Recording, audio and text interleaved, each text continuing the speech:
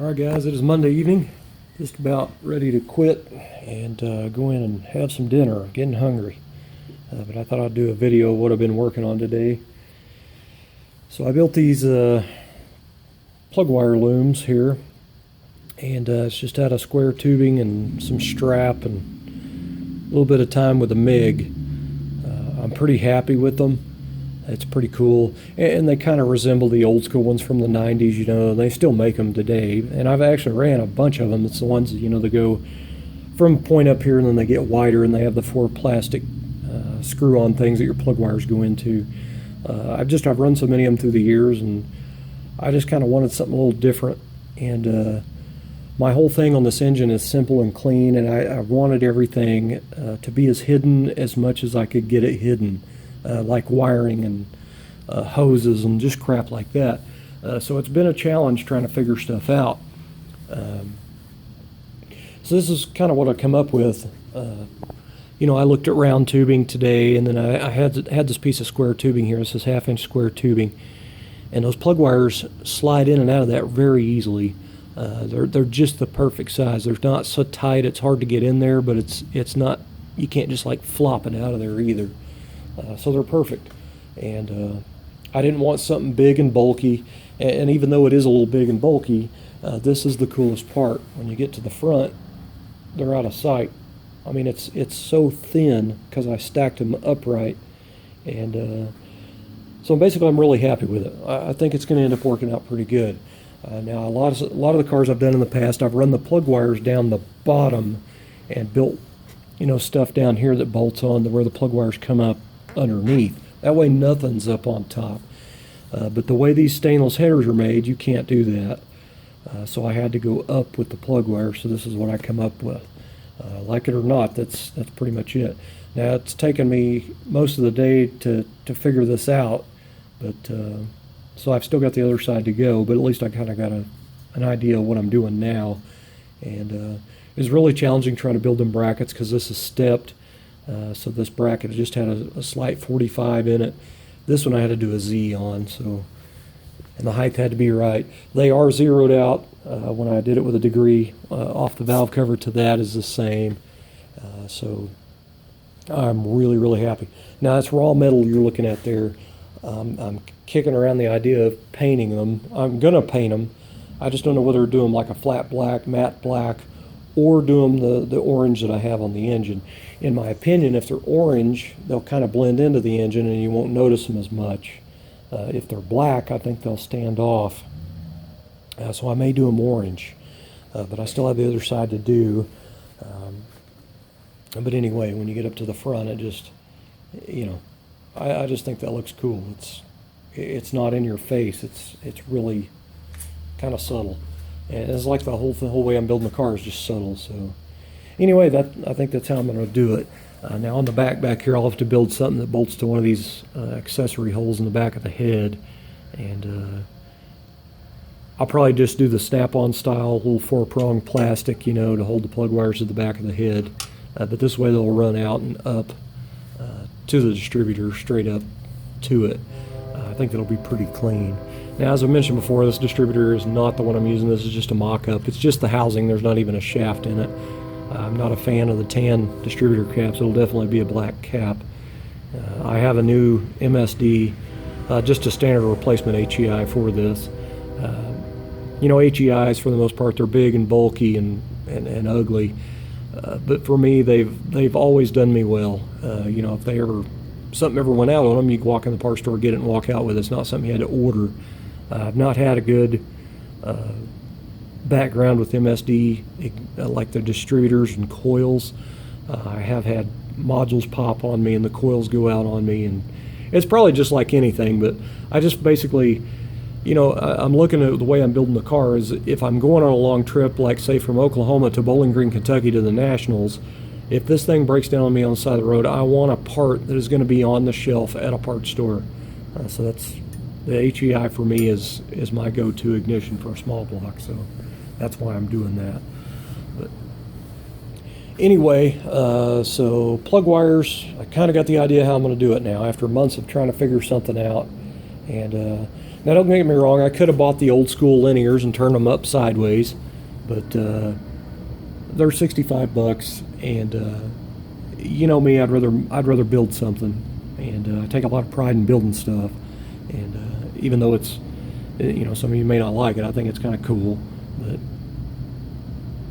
anyway, I didn't have to do a 4-stack down here because the plug wire exits out the back the way the tube's made anyway, so I'll just bring it up to there. But anyway, I like it. I think it's cool. That's what I'm going to run with. So the other issue I ran into was sending units for temperature and oil pressure.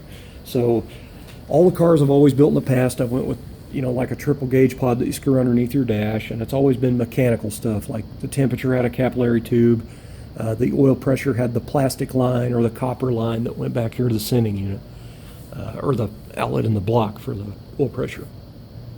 So I built a triple gauge pod on my A-pillar for this car, and so I bought autometer gauges for it. So I went with electric this time because I'm hiding the wires, and I wasn't sure if an autometer with a capillary tube was going to be long enough to reach where I needed it to go through the A-pillar and down on the dash. It would have been fun trying to feed that down there.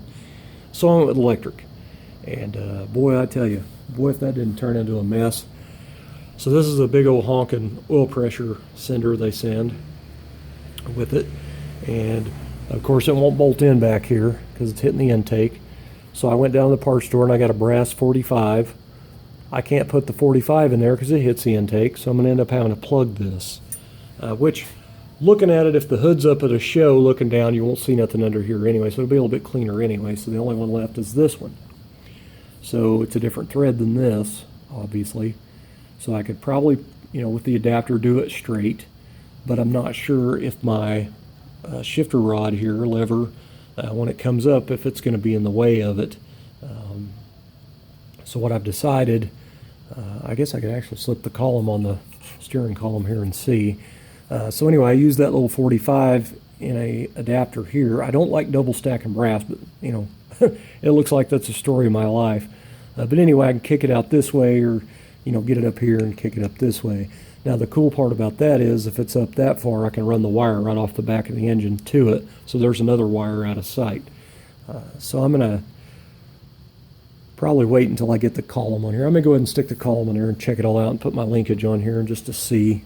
But anyway, there's that. And then I run into, these are Edelbrock aluminum heads, and they have the big, I think these are 1/2-inch holes for your, you know, temperature senders or whatever.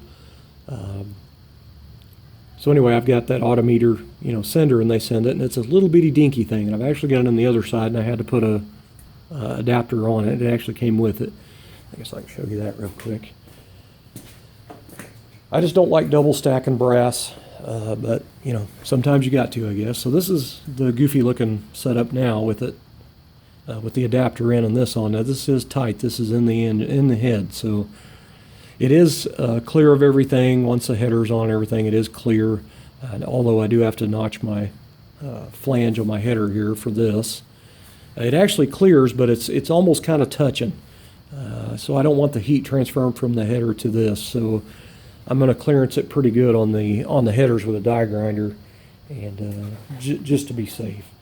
So anyway, I've got for the autometer gauge in on that side, and then on this side, I have this will turn my fan on, and temperature sender for the electric fan. So obviously this will just fall right in there, and the hole's too big. So when I got this thing, it sticks it way off there, and it gets it really close to this header tube. So I actually found this in my nice years of assortments of brass here. This is just a sleeve. I have never used one of these, and it looks to me like by the time I put my, you know, Teflon paste on here, or thread sealant paste on here, you'd never get this back out of the cylinder head. Now, I don't know that I'd ever need it out of there, but because it looks like most of the probes I looked at in Summit are the same thread.